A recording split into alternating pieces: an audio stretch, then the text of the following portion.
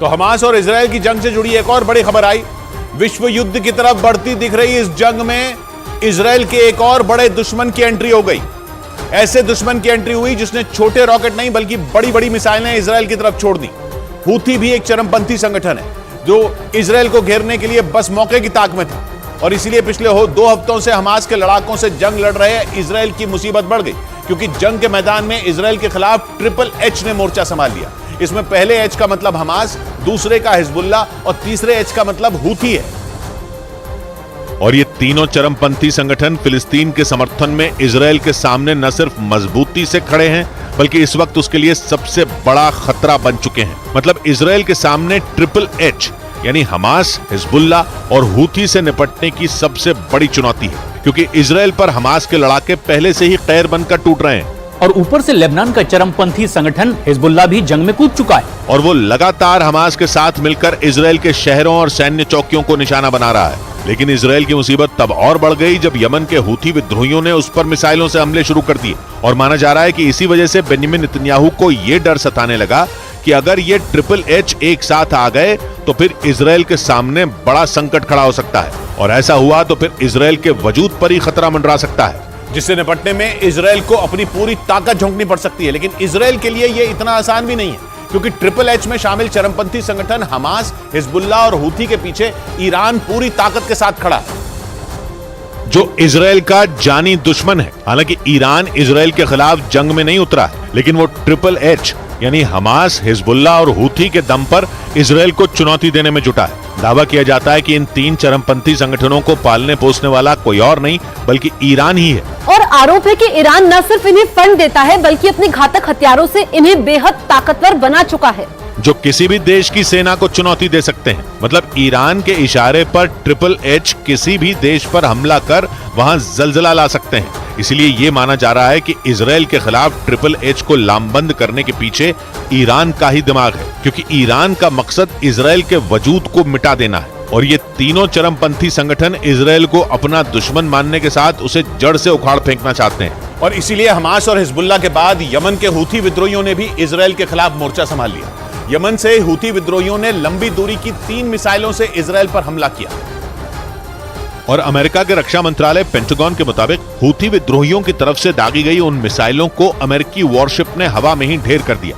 Pentagon की एक report में यह दावा किया गया कि यमन से हूथी विद्रोहियों ने 3 मिसाइलें और कई ड्रोन लॉन्च किए थे जो यमन से उत्तर दिशा की तरफ बढ़ रहे थे, जिससे ये आशंका जताई गई कि ईरान के इशारे पर हूथी विद्रोही इजराइल पर हमला करने की फिराक में थे। लेकिन उनका हमले का प्लान तब फेल हो गया जब लाल सागर में तैनात अमेरिकी युद्धपोत ने उनकी मिसाइलों और ड्रोन को मार गिराया। लेकिन दावा किया जा रहा है कि अगर हूथी विद्रोहियों की तरफ से दागी गई वो मिसाइलें इजराइल तक पहुंच जाती तो वहां भयानक तबाही मच सकती थी। हालांकि इजराइल के सबसे बड़े मददगार अमेरिका ने हूथी विद्रोहियों के इस हमले को नाकाम कर ईरान को बड़ा झटका दे दिया। लेकिन इससे यह बात साफ हो गई कि हूथी विद्रोहियों ने भी इजराइल के खिलाफ जंग का ऐलान कर दिया है। मतलब हमास और हिजबुल्ला के बाद इस जंग में यमन के हूथी विद्रोहियों की भी एंट्री हो गई, जिससे इजराइल की परेशानी बढ़नी तय है, क्योंकि यमन का यह चरमपंथी संगठन बेहद ताकतवर माना जाता है, जिसने ईरान के बलबूते यमन की सरकार तक को उखाड़ फेंका है।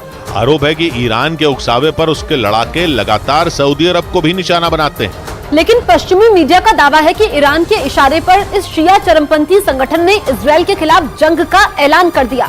हालांकि इजराइल की सीमा से दूर किसी देश से उस पर किया गया ये पहला हमला है। एक रिपोर्ट के मुताबिक हूथी विद्रोहियों का न सिर्फ यमन के एक बड़े हिस्से पर कब्जा है बल्कि इसके लड़ाके इराक में भी एक्टिव हैं। कुछ रोज पहले ही हूथी विद्रोहियों ने धमकी दी थी कि अगर अमेरिका हमास और इजराइल के बीच छिड़ी जंग में कूदा तो वो भी चुप नहीं बैठेंगे।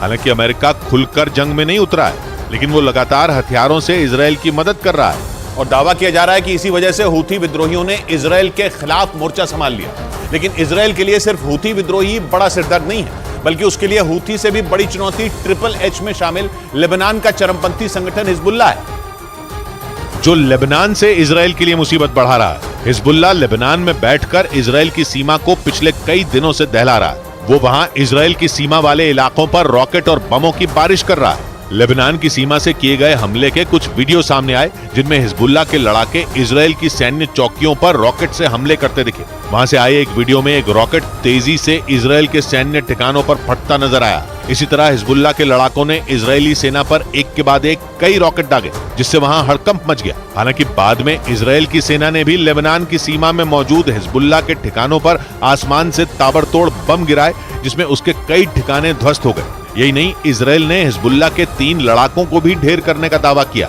और माना जा रहा है कि आने वाले वक्त में हिजबुल्लाह इजरायल पर पूरी ताकत के साथ हमला करेगा। न्यूज एजेंसी रॉयटर्स के मुताबिक इसीलिए हिजबुल्लाह से निपटने के लिए इजरायल ने वहां बड़ी संख्या में सैनिक तैनात कर दिए, ताकि किसी भी सूरत में ट्रिपल एच में शामिल हिजबुल्लाह को रोका जा सके। लेकिन हिजबुल्लाह को रोकना इजरायल के लिए किसी चुनौती से कम नहीं है, क्योंकि इस चरमपंथी संगठन के पास लाखों की संख्या में रॉकेट और मिसाइलें मौजूद हैं। उनमें कई मिसाइलें लंबी दूरी की भी हैं, जो इजरायल के किसी भी हिस्से को निशाना बना सकती हैं। इसके अलावा हिजबुल्लाह के पास 1 लाख से ज्यादा लड़ाके हैं, जो किसी भी देश पर कहर ढा सकते हैं। असल में हिजबुल्लाह एक शिया चरमपंथी संगठन है, जो इजरायल के पड़ोसी देश लेबनान, सीरिया और जॉर्डन में एक्टिव है और 1982 में ईरान की मदद से ही लेबनान में इसकी स्थापना हुई थी। इसका मकसद ईरान की इस्लामी क्रांति को दूसरे देशों में फैलाने के साथ साथ इजरायल को दुनिया से मिटाना था।